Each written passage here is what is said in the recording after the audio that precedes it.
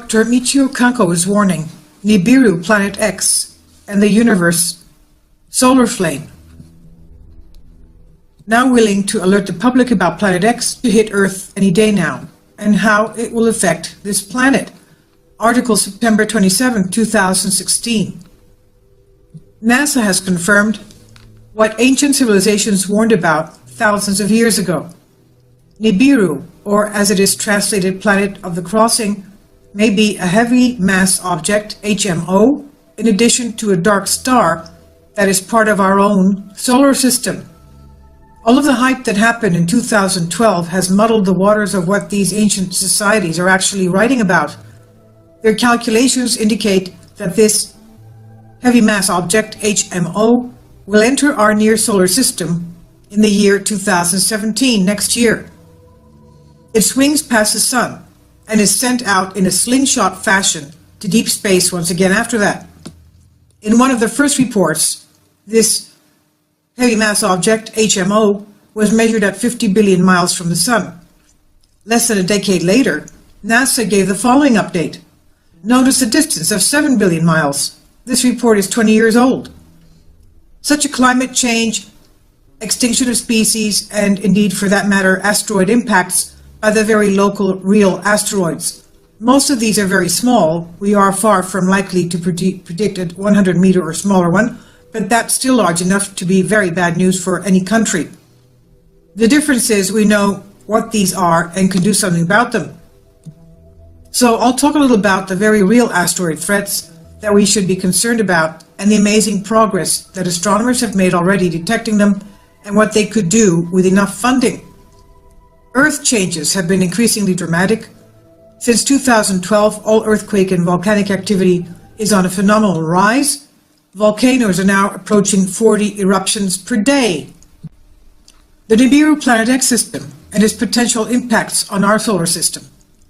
This is what Joachim Hagopian writes, September 6, 2015, speculating and theorizing about the existence of yet undiscovered planets in our solar system has been bouncing around for centuries. Prior to each new discovery of another outer planet has come detection of anomalies in the erratic, inexplicable motions of the outermost known planets of our solar system.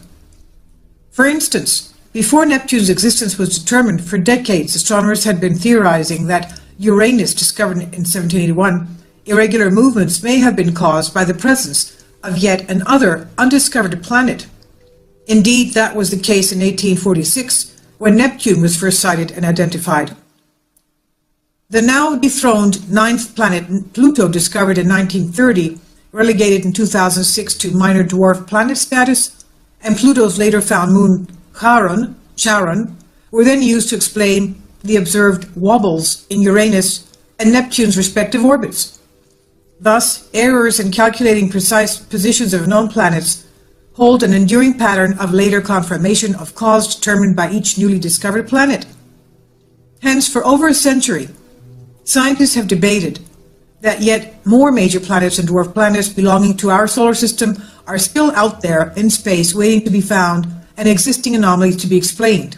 Way back in 1940, Chilean astronomer Carlos Munoz Ferrada predicted accurately that the powers that be would attempt to cover up Planet X when it comes barreling towards the Earth. Ferrada referred to Nibiru, Planet X, as a, quote, comet planet, end quote. A comet planet because it has the size of a planet that speeds the elliptical orbit of a comet. Every government in the world has been warned about this comet Nibiru, the elite's deadly planned death of billions before event. The most controversial undiscovered planet operating within our solar system, dubbed Nibiru or Planet X, and now a new name, Planet 9, was made infamous or famous in 1976 by noted researcher author Zecharia Sitchin in his best-selling book, The 12th Planet, as one of the few scholars able to read and interpret Sumerian clay tablets. Sitchin utilized those ancient texts to make a highly plausible cause for the existence of Planet X, also known as Planet Nibiru, the Destroyer in ancient scripts, coming closest to planet Earth every 3,600 years. The Sumerians lived over 6,000 years ago in what is today Iraq. They are credited as the first known civilizations on Earth, inventing mathematics, writing, agriculture, law, schools, astronomy, and astrology. The Sun in our solar system is similar to 90% of the solar systems in the Milky Way galaxy, all part of a binary star system containing 2 or even more suns. The Planet X system can be considered a mini constellation consisting of our Sun's twin, classified a brown dwarf star called Nemesis. This dark star is largely invisible even with infrared due to its surrounding red iron oxide dust clouds. Nemesis possesses at least 3 planets that revolve around it: Nibiru and Helion, both with moons, and Arboda. Though Nibiru travels along an elliptical-shaped orbit and enters our solar system approximately every 3,600 years, one by one crossing the orbits of our solar system planets, it does not revolve around our Sun.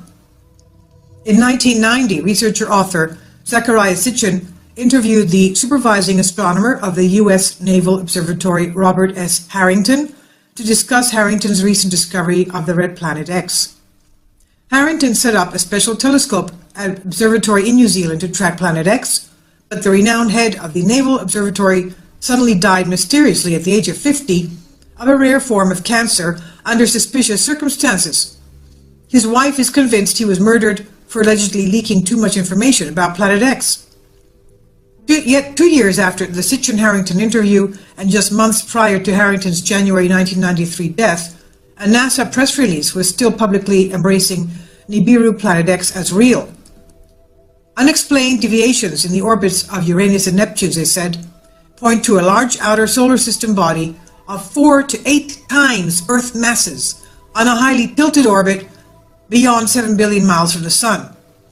Also in 1992, a confident NASA scientist named Ray T. Reynolds went on record proclaiming, quote, "Astronomers are so sure of the 10th planet, they think there is nothing left but to name it," end quote.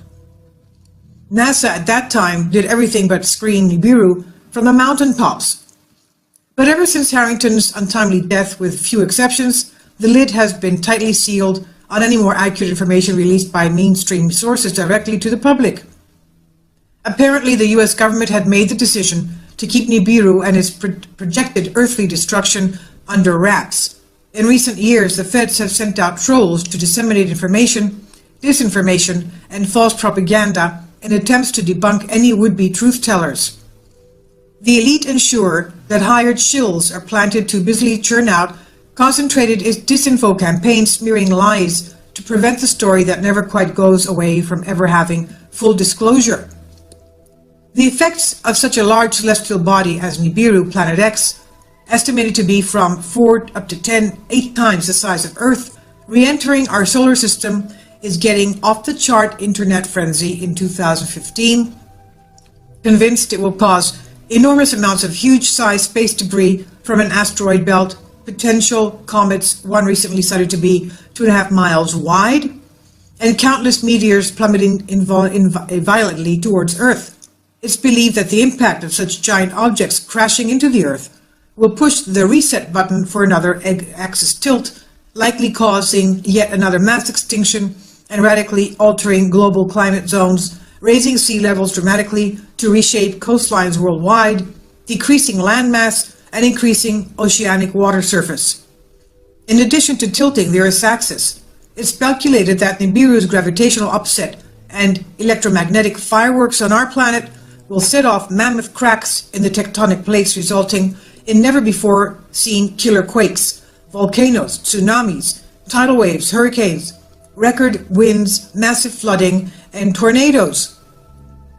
You can read now on a link here in this article, "Leave Now," Obama says, America must submit to the New World Order laws at UN final speech. The Earth has been getting hit by asteroids and comets for its whole life. The planets formed from collisions of smaller objects, and even our water may have come largely from comets. Heavy bombardments may have continued until as recently as 4 billion years ago, making it difficult for life to get a foothold at all. So what are the odds today? There are a lot more small rocks than big ones. So while Earth is constantly being hit, accumulating over 100 tons of matter every day, most of this is in the form of dust or tiny sand grain-sized meteors that appear as shooting stars. By comparison, School bus-sized asteroids may hit every 1,000 years or so. Medium-sized asteroids, say 300 meters, may be once every 50,000 years, and extinction-level events only every billion years. And those estimates are going down. So how big is big? In reality, it could be very, very small compared to Earth. The Dino Killer is estimated to have been between 5 and 15 kilometers across. That's about 3 to 10 miles across. That's large compared to the rocks in your backyard, but tiny compared to Earth.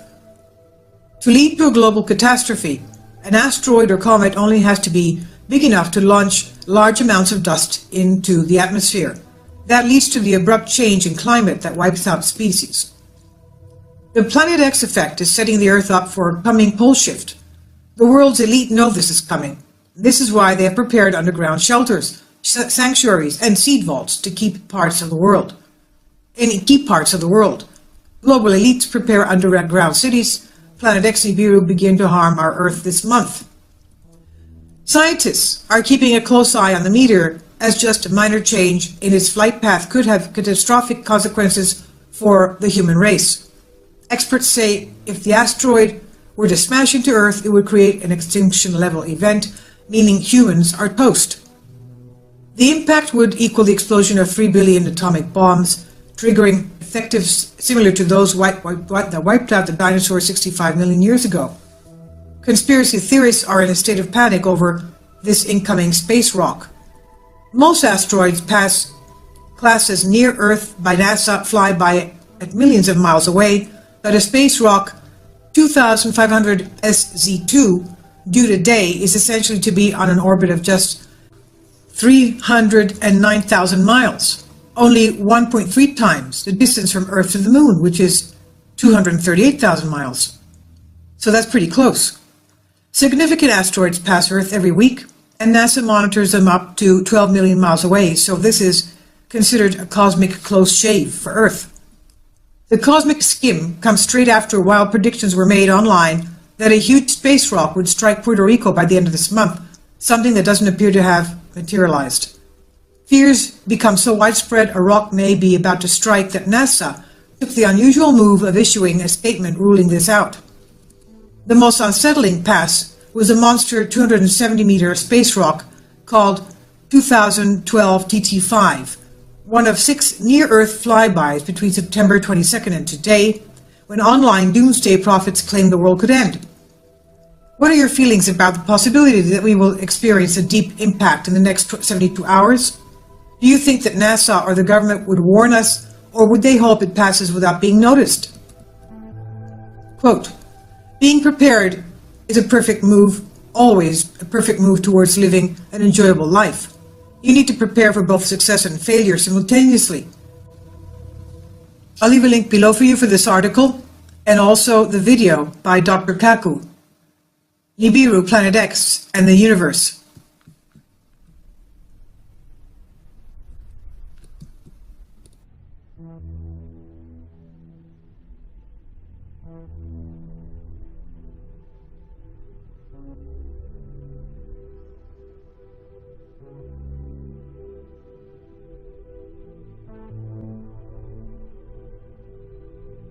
Warning from scientists suggesting the Earth may be on the verge of another mass extinction, similar to the one that killed the dinosaurs. It happened 5 times in the past 540 million years, but this time around, experts say we may be able to stop it. Michio Kaku is a physics professor at City University of New York and author of the new book, Physics of the Future, that we're going to be looking forward to the new book, of course. All right, Dr. Kaku, getting right to it. So which species would be most at risk? Well, so far, if you analyze the last few hundred years of life on the Earth, human activity apparently has wiped out 1.4% of all plant and animal species, and it is 100 to 1,000 times faster than normal because of human population, development, pollution, overharvesting. And if you take a look at a zoo, many of the zoo animals that our children love, we may find them going extinct. The tiger, for example, may go extinct. Many of the familiar zoo animals, bears, and realize that 18,000 species are at risk. And what about climate control? How does that, what role does it play? Yeah, climate change is also involved in this thing. Independent of where climate change comes from, Right. we see that the seasons are changing. Summers are getting longer, winters are getting shorter on average. And we always say that the early bird catches the worm, but that assumes that the worm and the bird are synchronized. Uh-huh. Many of these cycles, the natural cycles, are being thrown into disarray, meaning, for example, droughts in China going on right now, perhaps famine in certain areas. So we humans cannot be divorced from what's happening in the natural world. We can't be divorced. Is there something we can do about it? I guess you said pollution is one thing we can do. But so what happens, Doctor, if there is not this sort of scientific pruning? Would the Earth be overrun with all sorts of creatures? Well, evolution says survival of the fittest, and so far we humans are among the fittest. But we are also at the top of the food chain, the top of the pyramid, and it wouldn't take much to dislodge us from being at the top of the food chain. So who could outrank us at that top of the food chain? You know what animals I need to look out for? Well, in science fiction, of course, the insects take over. But look at something very simple. We are dependent on just a few crops, wheat, rice, and just a few crops. And if a blight were to wipe out these crops, then a huge chunk of humanity would starve to death because we're so dependent on just a few plants and animals for our existence. So should we expand our menu, so to speak, or is there something else that the Earth provides that we should be looking at? We should be wary of overharvesting. For example, overharvesting the oceans. We have drag nets, which in principle could drag the entire oceans. That's how efficient our technology is. Also, wheat production we have to worry about because water is the key to wheat production, and there are going to be perhaps water wars in the future. And are you concerned about that water wars and that we may run out of water? Well, there'll always be water on the Earth. The question is the cost and what it would take to extract it, to desalinate it, to divert it, to irrigate. And so the cost of certain kinds of commodities could start to rise. So just because we're at the top of the food chain doesn't mean that we're invulnerable to what's happening outside where biodiversity is being threatened. You mentioned, we have to go, but you mentioned insects could overrun the Earth. Well, that's in science fiction. Yeah, but the cockroaches, they never seem to go away, Doctor. We got to figure out a way to get rid of them. All right, Dr. Michio. It's Matt. And we're going to go through some cams and see what we can find on the cams this evening. The date again today is the 4th of the 4th, 2017. I worked 2 shifts yesterday, so I apologise I didn't do a video. But I'm back now, so what we're going to do is look on the cams. And also, I noticed that they did a lot of chemtrailing yesterday here in the Northern Hemisphere, northeast of the UK. And again, today, this afternoon, lots of people reported that they've got colds, runny noses, stingy eyes, feeling very low. A few neighbours have reported it too. Is this because of the chemtrailing?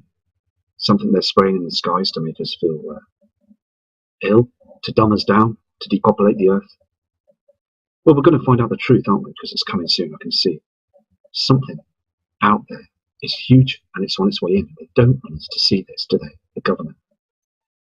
So that's now switched to the cams. And also for all you subscribers, have a great evening. Here we are on this Mexico cam.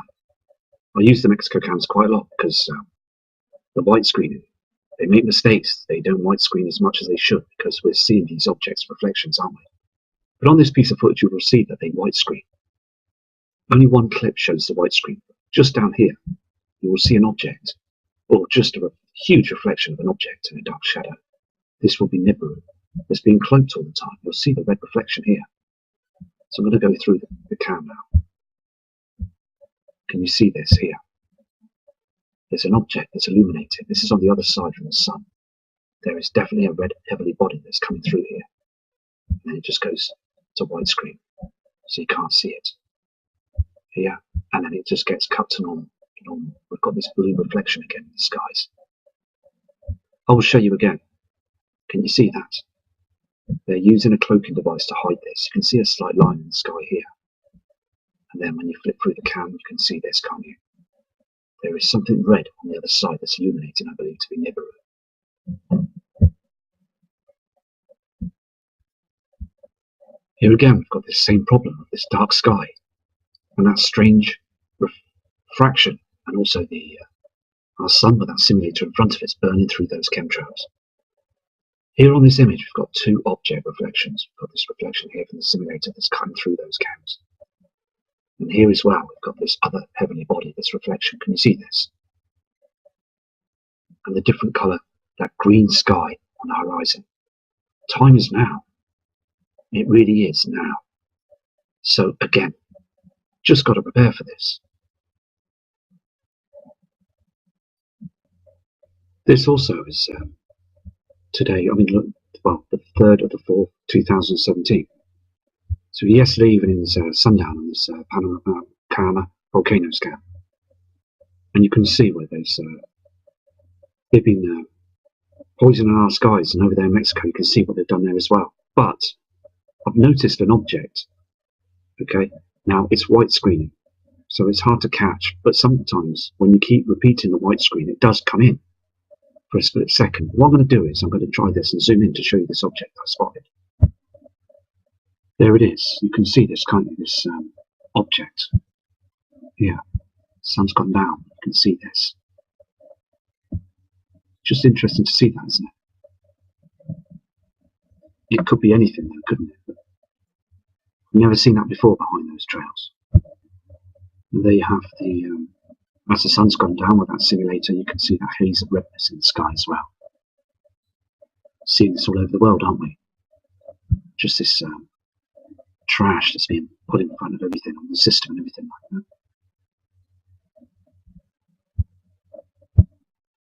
This is another webcam in Mexico as well. This is the Puebla La Noria cam. I just want to show you this as well. It's very interesting. Here, we've got an object. There's something that's illuminated here, and then it goes down. You can see this. Watch this. It jumps. Can you see this? From here, we've got this reflection. This is not our sun. Watch. From here, from here. The sun doesn't do this. Okay? There is definitely an object that's here as well. We've got a little reflection as well, shadow. This isn't our sun. It's just basically pinpointing all the different details on the cams. It's very important to get all the details of what's going on in our skies. It's something that's here. It's just to note this. I'm going to zoom in on this as well. Hold on. This, I believe, is the dark star, Nemesis. It's been seen now. I thought I'd zoom in on this as well. It's not our sun. This is not our sun reflection. It's another heavenly body that's coming closer, the sun's twin. I'm going to slow down the footage on this cam as well. You'll see all the chemtrailing. This proves that they're chemtrailing this object, these heavenly bodies. So you'll see these chemtrails. But again, it's very strange because we don't see no planes. Where are the planes? They're using another device to cause and make these chemtrails now. Watch this footage, very interesting. Here it starts now. You can see that first chemtrail, can't you? This black trail that's in the sky. And we can see all this trash. Now, please don't believe these are natural cloudings. You can see this light chemtrail as well. But again, that's interesting. There's no planes. You can see that object down here again. And here, a reflection. Another load of chemtrails. But where's the craft? Where's these planes? They are now hiding the situation. Are they being cloaked themselves now? I mean, look at this. Trash coming through the sky. No plane. Another one. No plane. It's just outstanding, isn't it? I mean, all this trash is being now manipulated by HARP. It really is. They're using this big HARP tool now to spray our skies. All this haze in the sky is not natural, and we're breathing it all in. And it's bang out of order, isn't it, what they're doing to our skies? It really is. I've paused this piece of footage to show to you, there's no plane spraying this chemtrail. Now, it's so important to look at this. Watch this. Can you see that in the sky now? I'll move it back. Okay? Look at this. Now, that's no plane, is it? It's been just shot out, isn't it? There's no plane there, is there? Not at the front or the back. Is this a UFO that's doing this? Is this other beings, or is it military with cloaking technology? I'm going to zoom into this. Right, I've zoomed into this for you now, yeah? And take note. Watch this. Disappears. Okay, this is at the beginning. And then we get this in the sky. There's no plane on either side, is there? No plane on either side. Now, this is very interesting, and I'll be looking into this every single day. As here in the UK, we're getting the same effect. Not hardly any planes now, just these chemtrails that are being spilled across the area that we can see the sun in front of the vision of the sun, that's a long way away, the simulator that's in front of it. And now we're getting these strange chemtrails that basically move across the sky without any planes. Something is going on, isn't it? I mean, I did some videos before about them UFO rods. Now, it could be something else. Okay? I'm not saying it's UFOs. I'm not saying it's the military. I haven't got the knowledge to know what these are, but I will look into this and study this and talk to other people about this as well. Something is being fired across our skies, isn't it? And they're using technology that's so advanced that we haven't any idea about it. Are they using TR-3B cloaking craft? I don't know. Are they got cloaking craft, military jets, or something? Because I'm going to show you this footage. Okay, again, this is on further on footage on this video cam as well. You'll see two others that come through the sky as well. I mean, I apologise about the white screens. But you can see another two, jets in the sky. These chemtrails go on the horizon. Now, I know I keep saying the horizons, but they're hiding something that's sitting on them. They are smogging our horizon so we don't see these bodies that are there. Those heavenly bodies go down as well. And you will see a huge heavenly body, I believe, in the summertime of this year. They keep spraying the horizons. I'm going to go to another cam now. This is the panoramic cam in Mexico, west. Now, look on the horizon here. You can see an object, a heavenly body that's out there as well. This is before sunrise. This is not our moon. I'm going to zoom in, but again on the Mexico cams, we can't zoom right in. But we can if we take the screen, the image off onto my web sort of graphic page, and I can zoom in. Now, I am trying to organise my videos so I'm able to zoom in much more and learn how to organise the video as well to make it much better. Because I just want to produce the true images, what we see in our skies, and zoom in and see what we can find. I'll be doing this as well in the summertime to get some real good high definition images of what's going on. We've seen some bizarre things, haven't we? Some crazy things going on up in our skies. And the government don't want to say anything. So I'm going to now zoom into this object and you will see the sunrise. At first, though, actually, I will basically change the setting here. And I will show you, this isn't our moon. As it's coming up and rising, you'll see the sunrise with it. Okay? You'll see that object. The chemtrails are there already, aren't they? I'm going to zoom into it as far as I can, okay?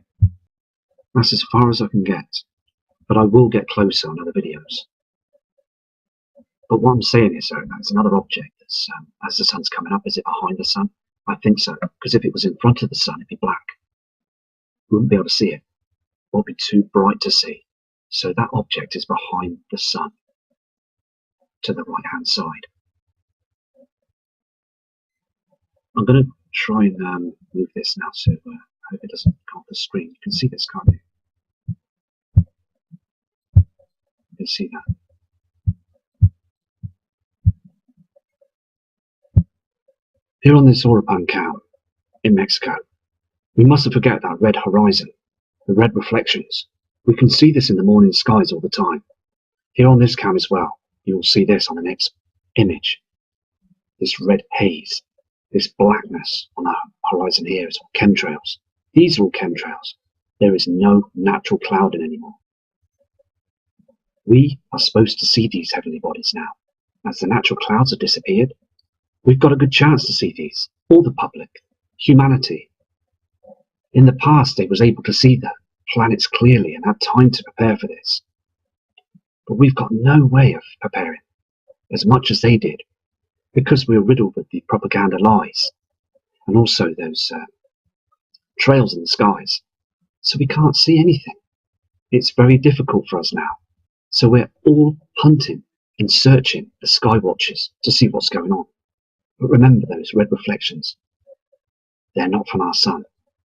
They're from a huge body called Nibiru.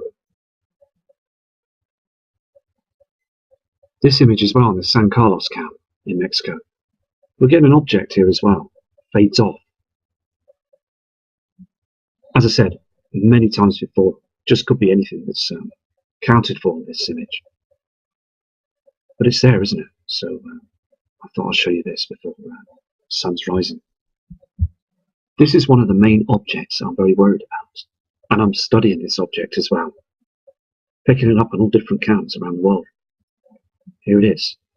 This huge object that goes down. And it's heading straight for us by the looks of things. We've got that red haze every day on the horizon. And this blue tinge above. And I believe there's lots of trash coming from this as well. So we all really need to keep an eye on this horizon from west. Now, we're not going to see the sun or any heavenly bodies on this image, but something that NASA can't do in the powers to be. They can cloak those objects if they wish to be, but they can't cloak the reflections, and they will be seen now on these chemtrails.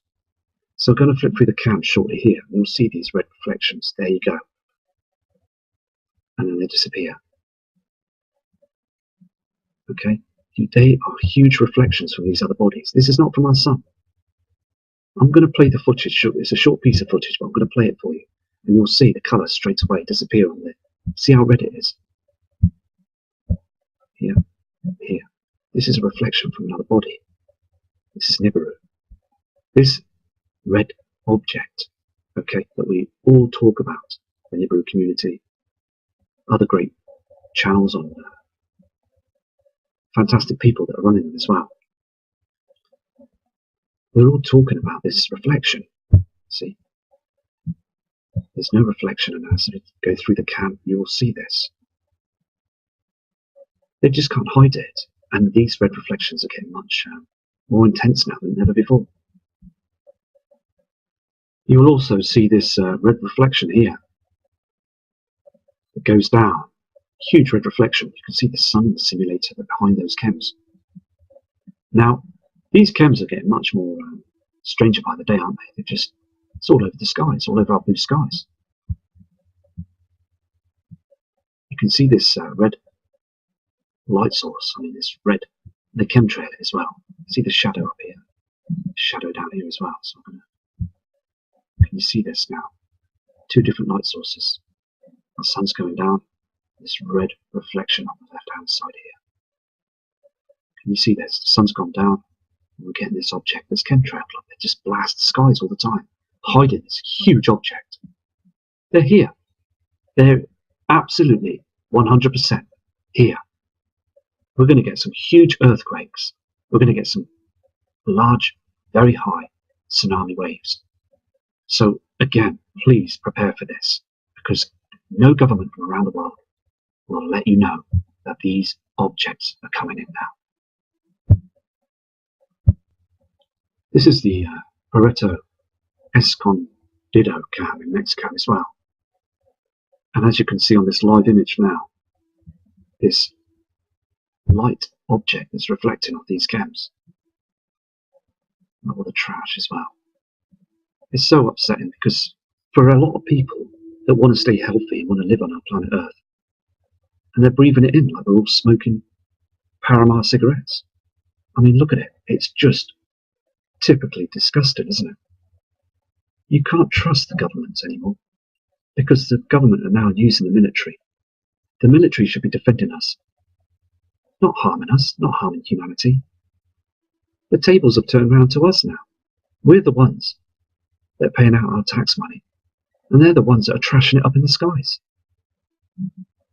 I'm going to go through this cam now and see what we can find. Here it is again, the halo. They're still using that technology, that halo again, aren't they? To stop anybody from seeing what's going on. Again, have you ever seen the sun like this in the 80s and 90s? No, we haven't. Again, look at this. It's just been blasted, isn't it? Covered up. So we don't get to see any of these objects. They weren't doing this, we would all see them. Things would change. This is the last times. This is our last end times. I'm going to flip through this cam for you. Okay, what I've done is I've gone through with the cam. timestamp would be 7:16 there in Mexico on this East Conedido cam. That's what it says. It's in Mexico, so we do have some different name cams. So I'm going to show you this and go through the clip. You'll see another object to the left-hand side here. Just illuminates, shows its reflection, and then goes down. I'll show you now. Look at all the trash they throw up there as well. And you can see these huge reflections as well. And there it is. There's a reflection from another body. You can see all this as well, can't you? These are chemtrails. So if I go back, there's our simulator and sun. And then you've got that object that's illuminating now in the skies. We caught this on the Cajamar cam in Mexico as well. Same object. This is the famous Santa Cruz cam as well in Mexico. And I want to show you this red reflection as well in these cams. Because down here they're cloaking this object. They're hiding it from us. Huge mirrors. And I'm going to show you now. Can you see these pink reflections on these cams? Can you see this? And then it disappears on the horizon down here to the east. Look at this. It's not from our sun. Can you see this? Huge pink reflections from Nibiru. This heavenly body, as I said before, is just... I think we've got another year till we see some big changes of our weather patterns. And also, I just want you to really understand this is a real situation on our hands. And we've got to be a close community about this, because sooner or later things are going to spill out on media, and then we're all going to sit back and say, we knew this all along. Here's another image I've spotted on one of the plaza cams in Mexico. Can you see this reflection? Now this looks again like these objects that I spotted on Sunday last week. And they're way down there on the horizon there. You can see this, can't you? Something behind those cams, that grey haze. Can you see this? Something is brightening this side up as well, from down below here. The sun will be up in the skies. Its timestamp here is 9:55 AM. You can see this, can't you? This reflection. There's something there, isn't there? Come on.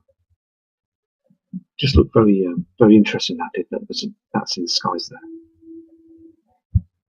I'm going to rewind the cam, okay, a few clips, so you can see this. It fades in and fades out. Can you see that here? So it seems to be further away, and then you go back again, and you've still got this reflection here. So if you come back, and there it is. See this, can't you? Just looks very, I thought it was best and interesting for you to see that. Here on this image as well, which was today as well, you've got all sorts of different colours. You've got this blue colour here, and this red reflection that we keep seeing now on the chemtrails. And then you've got this other orangey reflection from the binary twin. So you've got Nibiru and other heavenly objects that are out there with our sun now. And these natural clouds not doing anything, just the chems that are doing the job now all the time. Here again on this cam image as well.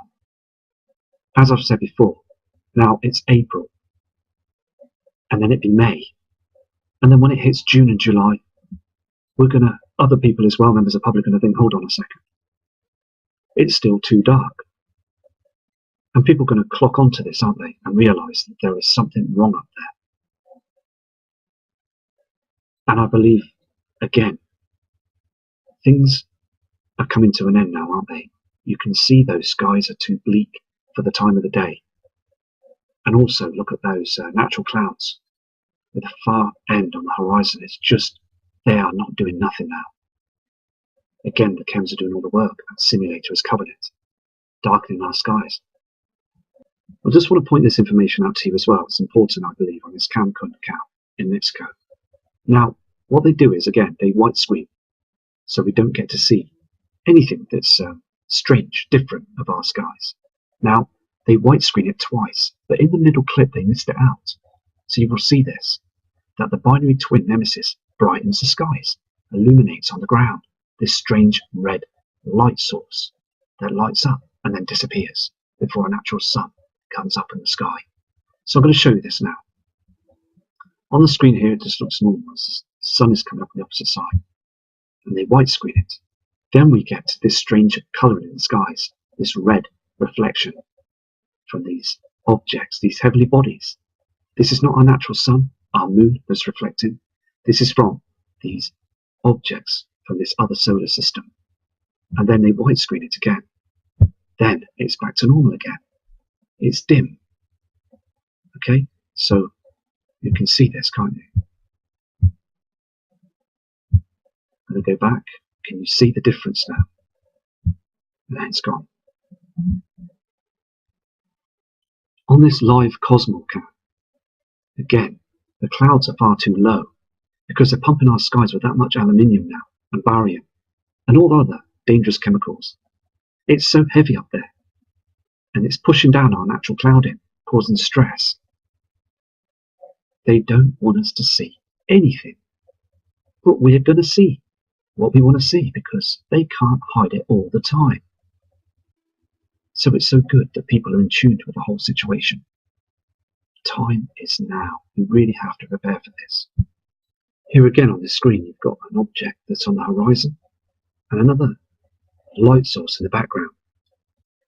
We're pushing those natural clouds down towards the ground. It's just another smoke screen to stop us from seeing what the truth is, what's going on out there. But going back to the other images as well, and what I've been saying about those strange chemtrails with no planes, I think it's very important that we study this, as we can now know that they are up to all sorts of other things up there, aren't they? They're hiding a lot of other things as well, because it's not just the sun they're chemtrailing. They're chemtrailing our moon, and also north, east, south, and west skies. There's other things that are coming in. There's other objects up there as well. And I hope to catch these objects for you as well. The next few videos coming, so I'm going to hopefully have a look now and see what's going on. So please keep safe. It's important to keep your eyes open, to notice that these chemtrails now, a lot of them don't use planes. And I had a subscriber called Tara from Spain email me this morning. Now she's an artist, as I said, and she also knows that those skies we see every day, have changed completely. Those clouds. It's coming, it's going to hit us hard. And it's going to be 200 mile an hour winds. And it's going to be massive tidal waves and earthquakes. They claim, according to special operations, 4-star generals, that literally it causes a person to go to pieces. I'll throw 2017 out, and you can take that to the bank. What should give us hope that this is a turning point? That this is the moment we finally determined we would save our planet? You're doomed. So to hell with it. Enjoy the ride. I tell people who are interested in this. We all call it Planet X or Nibiru, but it is a dwarf star. It's either a red dwarf or a brown dwarf star. Now, the object, which is clearly Planet X by deductive logic process of elimination, is therefore now between Mars and Jupiter. It's now in the outer reaches of the solar system. It can clearly be seen, especially from the southern hemisphere. The implications and the side effects of what might happen to us here on Earth is pretty scary. We're going to get into some of that. Now, one of the cool things that David discusses with us here is instead of having to just take his word for it, he gives you coordinates on where you can actually see it for yourself. Mid-2017, he says we're going to see an eclipse with Nibiru. He has been able to take his background and transition it into research on Planet X, and has recently compiled an awesome book with a treasure trove of information. David, how the heck are you? Very good tonight, sir. How are you? I'm doing fantastic. I appreciate you coming on here with us. I know that you had reached out to us a few weeks ago. You've got a really cool book coming up here that's going to break everything down with Nibiru. Let's talk about what you do. Well, the way I got into it, I've always believed in following the money. About 5 years ago, I got into some research on the Pentagon black budget. And I don't know if you recall, but you probably do, that the day before 9/11, Don Rumsfeld announced at a Pentagon news conference that the agency was 2.2 trillion short. Money was simply missing, 2.2, not billion, but trillion. So, having worked for a period of time at the Pentagon, I realized this was most likely black budget funds. And I did some investigation, and I ran across a couple of areas, basically the deep underground military base research done by Jesse Ventura, done by Phil Schneider, done by other personalities. And I realized, of course, that's likely the source of the lost money. It's black budget ops, and it's being spent. And why is it being spent in terms of these type of bases? So that's how my curiosity was picked, you might say. These bases, I understand, are built away primarily from geologic tectonic areas. But again, when Planet X passes, you're going to have new geotectonic faults established when you have force 11, 12, 13, 14 earthquakes. So I don't know how safe they're going to be. It could be a lost investment for those people. In any case, that was my basic introduction about 5 years ago, and then I got into the science of the topic. My understanding, and this is partly from Phil Schneider, I know he worked 11 years at Groom Lake, Area 51. He says the black budget varies between 0.2 trillion and 1.2 trillion per year. I'm not sure when the inception started. It was absolutely going on in the late 70s and 80s. He says a couple of dozen of these may be reasonable for protection. I agree, nuclear protection. But the question is, why do we have over 130 of these? That doesn't really make any sense unless, obviously, Planet X is absolutely a fact, which it is. Well, so, 4 years ago, I remember reading an article on Yahoo News that claimed eventually people are going to be able to look up in the sky and they're going to see what looks like a second sun, but really it's a giant sun that exploded. I think they said it was Betelgeuse or something like that. So in my mind, when I read stuff like that in the news, I think it's, the forces behind the scenes or whoever's kind of orchestrating the media, prepping people, subconsciously getting them ready for this type of event. First, it's just an explosion that looks like a sun, and then, hey, it is a sun. So, do you have any physical evidence, like pictures that you can say without a shadow of a doubt, or files or white papers? Yes, I do. In fact, there's some very good videos on the internet itself that are good photographic analysis. There's one called Multiple Suns Rise Over Halifax, Nova Scotia. Those are the keywords that a person would enter on YouTube to read it or view it. And you can see the sun. And then at the 3 o'clock position, you have Planet X. To the right of Planet X, you have a separate lens flare. Now, that doesn't reflect the lens flare, of course, in the water below. But Planet X is generating its own light, and you can see its reflection, therefore, in the water below.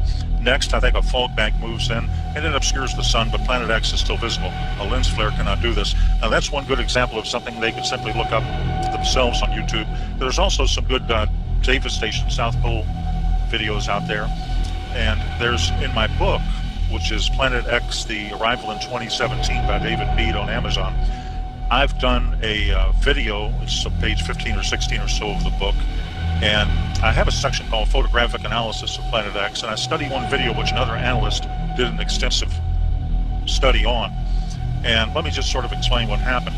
A fellow named Glenn Vaughn on April 11th, 2015, was flying down the Pacific side of Central America. He's a professor, an ex-professor at California University. He took a 20 megapixel raw file with a Sony digital camera, and he confirmed the report by sending it in to a particular analyst for review. He took it through an aircraft window. Now, an analysis of the metadata indicated it was taken at 240 dpi, very high resolution, and the metadata further showed the date, the time, the GPS coordinates. I think it was a Sony DSC HX50V camera. In any case, using Starry Night Professional version, the video, which is referenced in my book and which is on YouTube, did a field of view analysis, and he determined Mercury is above, in other words, superior conjunction with the sun, and the object in the field of view, therefore, is not Mercury. Mercury does not have wings, as does this object, and Mercury does not have the brightness or contrast of the unknown object. Now, the analyst also performed a gamma test on a paint program. Gamma testing shows if an object is hot or cold. Hot objects generate, of course, their own light, like our sun. A lens flare would be a cold object. They read direct light, they don't generate it. So he started with a gamma of 1, reducing it by steps. At point 10, the gamma illustrates stark differences. At point 01, he shows the hottest, brightest objects on the video. He then reduced brightness to a value, I think, of -3 in contrast to +2. The hot objects fade in together, proving they're genuine. Then he ran a luminance test to determine the intensity of the object, and he determined it was behind the sun, not a reflection. There are actually wings on the object, which is clearly behind the sun. Now, he stated this is deeply disturbing. The reason is that gas tails of comets follow solar winds, and they're not visible until the comet's orbit is inside of Jupiter, at which point, normally the luminosity at that point of the sun makes the tails of the comet or the planet visible. Of course, Planet X, we all call it Planet X or Nibiru, but it is a dwarf star. It's either a red dwarf or a brown dwarf star. Now, the object, which is clearly Planet X by deductive logic process elimination, is therefore now between Mars and Jupiter. It's not in the outer reaches of the solar system. It can clearly be seen, especially from the southern hemisphere. Now, as of April 2015, therefore, the date of that video and the analysis, Nibiru is close enough to the sun so that the sun's light is reflected to the tail, making it appearing like wings. And there's one other quick comment I'd make, because actually that video had two parts. The second part was a lady who lives near where I do, in Sanibel Island, Florida, Melissa Huffman. Now, you can look at this video itself on YouTube. I think it has more or less gone viral, and nearly 1 million people have looked at it. And this is a 2015 video. The object is very interesting. She pans the sky and shows the object and then the moon. Now, it's clearly a planet visible just north of the sun. Using stellarium and knowing the moon phases, comparing it to her video on the moon, you can go to the derived date, take away the atmosphere and the ocean, and you can determine the relationship of the stars to the horizon. So to determine the date, you basically just use moon charts. And the moon is well below the horizon in all dates after September 26, 2015. Therefore, the video was taken earlier. Now, September 2015 moon phases give us a comparable to the moon in the video. And if you look at the moon phases diagram to the actual picture of the moon, it has to have been photographed on September 23rd, 2015, based on moon phasing. Now, on that date, Mercury in stellarium is very dim, somewhat above the horizon. Also, I believe it's in a different location than the unknown object. All other planets are below the horizon. The video, therefore, conclusively and plainly shows an unidentified planet, or dwarf star, Planet X, of some significant magnitude quite clearly. So I can reach no other conclusion, and the analyst did himself, that this is a rare photo from this hemisphere of Planet X approaching us. Wow. You know, and there's also speculation now, and I hadn't heard this until about a year ago, that not only is Planet X going to come our way, this dwarf star, but also a bunch of planets with it, like it's bringing in its own solar system. Is there evidence or truth to that? Right. There's a number of videos there. I've seen some real good ones from the South Pole Telescope, and they indicate that there are a variety of moons around this. It's basically, as you say, it's its own solar system. A lot of people don't realize this, but binary, what we've got in our solar system here is obviously a binary twin. 76%, this is a fact, of all stars are binary twins. In fact, 60% are trinary twins. There are 3 suns, but ours has a binary companion, and it comes under the name of Planet X, Nibiru, and so forth, Nemesis. There are various names to it. But ours has a binary twin, and it's very common. It's extremely common, and it's basically what is approaching us. And apparently, from all descriptions, indications, reports, insider reports, photographs, and other sources of human and signal intelligence, it contains 5 to 7 moons around it. So it's a solar system approaching our solar system, which makes it extremely dangerous. The red dragon of Revelation 12 may well be, and I believe rather obviously is, Planet X, as is referred to in an earlier chapter of Revelation, I think Revelation chapter 8, in a similar manner. A colleague of mine at the university, one university in the western U.S., brought up a very interesting point, perhaps a cover-up to my intention. Here it is. Basically, he said, the areas of the dragon anomaly have been covered or patched up by Google Sky in the past. But one of the ways to actually see what is behind this patched out area is to use a program called Skyview by NASA. Skyview, what that is, it's a virtual observatory on the net that generates images of any part of the sky from wavelengths of all regimes, radio to gamma. You just filter it. Now, when you view these images in various filters, you can see the actual color of this anomaly in Virgo is red, and it does look very menacing, as it appears to have a face like a dragon with 2 profound eyes. It's very intriguing and quite strange. Now, just for your listeners, I'll provide very briefly the right ascension and declination if they want to go to Skyview. And here it is. Just cut and paste this coordinate. Here's the right ascension, 13 hours, 50 minutes, 44 seconds. Here's the declination, and that would be -8 hours, 13 minutes and 59.7 seconds. So right ascension is the celestial equivalent of longitude, and in the sky latitude is called declination. So you just enter those coordinates, and then on Skyview you just choose the Iris 100 micron telescope setting, and there you are. You've never seen an object quite like this one. Now, The sign itself might be a sweeping parenthetic of that entire biblical 70th week of Daniel, which is a key to solving the most complex cryptogram in existence, the Book of the Apocalypse. As to what it is, the astronomical scientific community, I think, is keeping a very low profile. And the question is, why did they ever cover it up to begin with? Well, and not only that, if we could get into some of the more scientific stuff as well. Because it's so close now, it's different. When it was first observed, probably the first time it was actually observed, it was observed in the infrared spectrum in 1983 by a orbiting Earth satellite telescope called the Infrared Astronomical Satellite. And this is when all those articles appeared in the Washington Post and the New York Times and so forth. And that's when, right before blackout occurred, there were articles over a 6 to 12 month period of time when it was pretty much spoken freely of. And then all of a sudden, I think they realized the seriousness of the matter, and they went ahead and produced a blackout. Now, remember this, the blue daytime sky is going to hide Planet X until it eclipses the sun. But there is going to be a full disk solar eclipse right after September 23rd, 2017. This occurs, if you look at moon charts, on October 5th, 2017.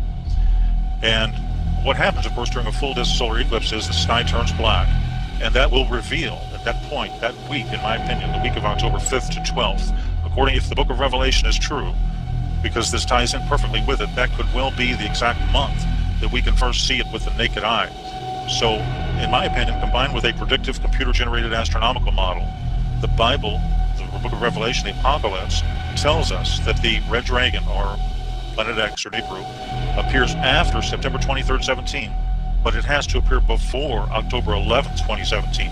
At that date, October 11th, 2017, the sign in Virgo, the woman Virgo, will no longer be, quote, pregnant. Then the red dragon, or Planet X, therefore must make an appearance before October 11th. So that seems to be a cutoff date. Jupiter, which is known as the planet or the star of the Messiah, exits Virgo, the Virgin, on October 11th, after having spent, I believe, 301 days or about 42 weeks in the, quote, womb region of that constellation. And again, after that point, the woman will no longer be pregnant. So that gives us a very narrow window, just to use Book of Revelation or the Apocalypse as sort of an intel briefing. And the great sign of the woman is described in Revelation 12, 1 to 2, forms and lasts for a few hours. And according again to astronomical models, this sign has never before occurred in human history. It will occur once on September 23rd, 27. It will never occur again. And I believe it places us right at the time frame from that analysis of the Planet X approach to the Earth. I would prepare on or before the fall of 2017. I would conduct emergency preparedness. Of course, you want to be spiritually ready, you want to have a clear conscience and all that, but you need to do physical preparations as well. I think survival gear, emergency food, that sort of thing. And the reason is that, again, all this while you're going to get increasing levels of disinformation from the mass media until it's actually there. And then they're going to say, whoops, we didn't have any notice, we don't know what happened, and so forth. And they're going to run and hide in what they've already established. But you know, the public is there, and the public has to fend for itself. This global warming, as you've heard, I'm sure, is a cover story. The Earth is heating up from the core outward because of the approach of Planet X. During the 20th century, I think there were 35 volcanic eruptions in a typical year. Now there are more than 35 of these every single day. So basically, when X approaches, that week you see it in the sky, let's say it's October of 2017, you know, for purposes of discussion. At that point, it's not going to actually collide, I don't believe, with the Earth. The Earth is only 8,000 miles in diameter. It may pass 5, 10, 15 million miles away, but it has a very high magnetic attraction. It's going to have a gravitronic effect. It's going to cause the shifting of the Earth's crust. It's going to cause major volcanic activity. It's going to cause tidal waves. And when a pole shift happens, the ocean literally comes up out of its basin. So you're going to have major weather changes, seismic activity, and volcanic eruptions. Probably at that point, Yellowstone, the Yellowstone super caldera, will likely erupt. That could affect up to a third of the United States covered with ash. Well, let me jump in here for a second. I'm glad you brought that up, because you can clearly tell a difference now with how hot the sun is. I mean, even if you look at the same temperature, you know, 75 degrees now versus 75 degrees 10 years ago, although it's the same temperature, the sun on your skin even, there's just more heat there. If you go to the book of Revelation, the Revelation indicates that the sun is going to be hotter at that time frame. Now, the EMP effect, Planet X has a massive tail. It's fantastically charged. It's magnetic. The tail has moons and rocks in it. Now, this can down aircraft and satellite when it passes. It can affect the electrical grid. Now, of course, NASA, JPL, and the other disinformation sources ignore this data. But here are the facts. The Earth has a nickel and iron core. Now this generates its magnetic field. However, the magnetosphere has large holes in it.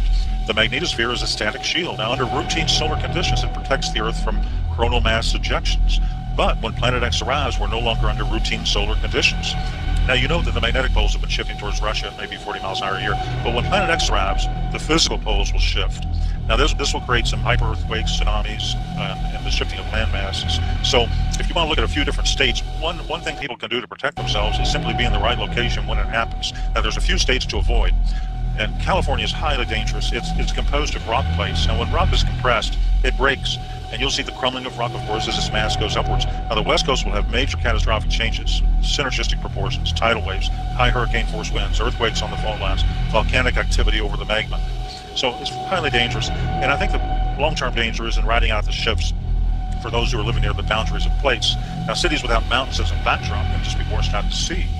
You'll have broken gas and water lines. San Francisco is on the San Andreas and other fault lines. A lot of the population will be trapped. Water will overflow. The city's survival will be minimal. California is not a good bet. Now, the area around Arizona, on the other hand, the Hoover Dam probably won't survive because of earthquake activity. And you'll have rivers flooding, and areas within rivers should probably be avoided. But you look at Phoenix and some of these main cities. Arizona has withstood many a pole shift. The area around Tucson is safe. Florida is another very dangerous state. Its highest elevation is 105 meters in the Panhandle. But as for Central and South Florida and the Keys, these parts can be devastated by tidal water. Colorado, for example, is a safe area. The domestic division of the CIA is relocating to Colorado. That should give viewers many clues right there. And of course, one of the safest parts of the country is the Ozarks, northern Arkansas, southern Missouri. Average elevation close to 1,000 feet. Self-sufficient water supply, agricultural land. They'll do well. They're also isolated from large metropolitan areas, and they're well enough inland to avoid flooding through tidal waves. So it's part of the preparation is probably geographic, but I would expect when it hits, when you see this object in the sky, you'll have 1 to 2 days to accumulate all of the emergency food and water you can. I would accumulate at least a 3-month supply. I would highly recommend people educate themselves, understand the whole picture, and probably take action at that point.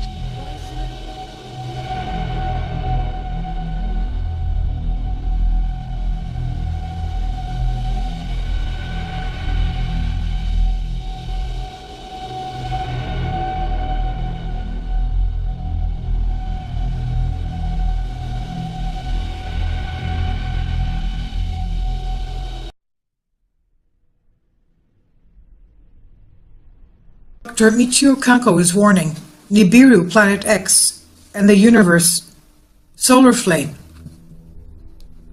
Now willing to alert the public about Planet X to hit Earth any day now, and how it will affect this planet. Article September 27, 2016. NASA has confirmed what ancient civilizations warned about thousands of years ago.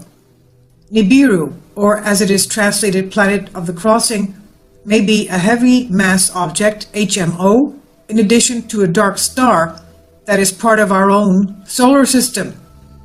All of the hype that happened in 2012 has muddled the waters of what these ancient societies are actually writing about. Their calculations indicate that this heavy mass object, HMO, will enter our near solar system in the year 2017, next year.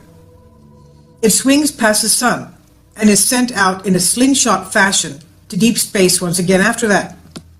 In one of the first reports, this heavy mass object, HMO, was measured at 50 billion miles from the sun. Less than a decade later, NASA gave the following update.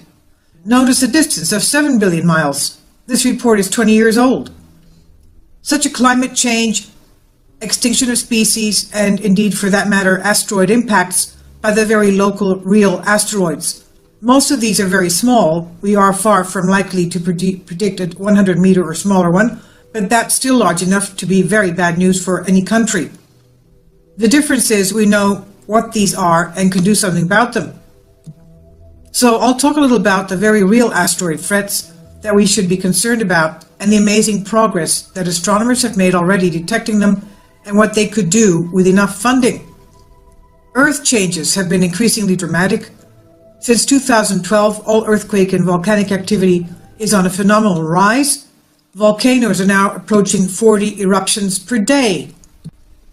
The Nibiru Planet X system and its potential impacts on our solar system. This is what Joachim Hagopian writes, September 6, 2015, speculating and theorizing about the existence of yet undiscovered planets in our solar system has been bouncing around for centuries. Prior to each new discovery of another outer planet has come detection of anomalies in the erratic, inexplicable motions of the outermost known planets of our solar system. For instance, before Neptune's existence was determined, for decades astronomers had been theorizing that Uranus, discovered in 1781, irregular movements may have been caused by the presence of yet another undiscovered planet. Indeed, that was the case in 1846, when Neptune was first sighted and identified. The now dethroned ninth planet, Pluto, discovered in 1930, relegated in 2006 to minor dwarf planet status, and Pluto's later found moon, Charon, were then used to explain the observed wobbles in Uranus and Neptune's respective orbits. Thus, errors in calculating precise positions of known planets hold an enduring pattern of later confirmation of cause determined by each newly discovered planet. Hence, for over a century, scientists have debated that yet more major planets and dwarf planets belonging to our solar system are still out there in space waiting to be found and existing anomalies to be explained. Way back in 1940, Chilean astronomer Carlos Munoz Ferrada predicted accurately that the powers that be would attempt to cover up Planet X when it comes barreling towards the Earth. Ferrada referred to Nibiru, Planet X, as a, quote, comet planet, end quote. A comet planet because it has the size of a planet that speeds the elliptical orbit of a comet. Every government in the world has been warned about this comet Nibiru, the elite's deadly planned death of billions before event. The most controversial undiscovered planet operating within our solar system, dubbed Nibiru or Planet X, and now a new name, Planet 9, was made infamous or famous in 1976 by noted researcher author Zecharia Sitchin in his best-selling book, The 12th Planet, as one of the few scholars able to read and interpret Sumerian clay tablets. Sitchin utilized those ancient texts to make a highly plausible cause for the existence of Planet X, also known as Planet Nibiru, the Destroyer in ancient scripts, coming closest to planet Earth every 3,600 years. The Sumerians lived over 6,000 years ago in what is today Iraq. They are credited as the first known civilizations on Earth, inventing mathematics, writing, agriculture, law, schools, astronomy, and astrology. The Sun in our solar system is similar to 90% of the solar systems in the Milky Way galaxy, all part of a binary star system containing 2 or even more suns. The Planet X system can be considered a mini constellation consisting of our Sun's twin, classified a brown dwarf star called Nemesis. This dark star is largely invisible even with infrared due to its surrounding red iron oxide dust clouds. Nemesis possesses at least 3 planets that revolve around it, Nibiru and Helion, both with moons, and Arboda. Though Nibiru travels along an elliptical-shaped orbit and enters our solar system approximately every 3,600 years, one by one crossing the orbits of our solar system planets, it does not revolve around our Sun. In 1990, researcher-author Zecharia Sitchin interviewed the supervising astronomer of the U.S. Naval Observatory, Robert S. Harrington, to discuss Harrington's recent discovery of the red planet X. Harrington set up a special telescope at observatory in New Zealand to track Planet X, but the renowned head of the Naval Observatory suddenly died mysteriously at the age of 50 of a rare form of cancer under suspicious circumstances. His wife is convinced he was murdered for allegedly leaking too much information about Planet X. Yet 2 years after the Sitchin-Harrington interview and just months prior to Harrington's January 1993 death, a NASA press release was still publicly embracing Nibiru Planet X as real. Unexplained deviations in the orbits of Uranus and Neptune, they said, point to a large outer solar system body of 4 to 8 times Earth masses on a highly tilted orbit beyond 7 billion miles from the Sun. Also in 1992, a confident NASA scientist named Ray T. Reynolds went on record proclaiming, quote, "Astronomers are so sure of the 10th planet, they think there is nothing left but to name it," end quote. NASA at that time did everything but scream Nibiru from the mountaintops. But ever since Harrington's untimely death, with few exceptions, the lid has been tightly sealed on any more accurate information released by mainstream sources directly to the public. Apparently, the US government had made the decision to keep Nibiru and its projected earthly destruction under wraps. In recent years, the feds have sent out trolls to disseminate information, disinformation, and false propaganda in attempts to debunk any would-be truth-tellers. The elite ensure that hired shills are planted to busily churn out concentrated disinfo campaigns smearing lies to prevent the story that never quite goes away from ever having full disclosure. The effects of such a large celestial body as Nibiru, Planet X, estimated to be from 4 up to 8 times the size of Earth, re-entering our solar system, is getting off-the-chart internet frenzy in 2015, convinced it will cause enormous amounts of huge-sized space debris from an asteroid belt, potential comets, one recently cited to be 2.5 miles wide, and countless meteors plummeting violently towards Earth. It's believed that the impact of such giant objects crashing into the Earth will push the reset button for another egg-axis tilt, likely causing yet another mass extinction and radically altering global climate zones, raising sea levels dramatically to reshape coastlines worldwide, decreasing landmass, and increasing oceanic water surface. In addition to tilting the Earth's axis, it's speculated that Nibiru's gravitational upset and electromagnetic fireworks on our planet will set off mammoth cracks in the tectonic plates, resulting in never-before-seen killer quakes, volcanoes, tsunamis, tidal waves, hurricanes, record wind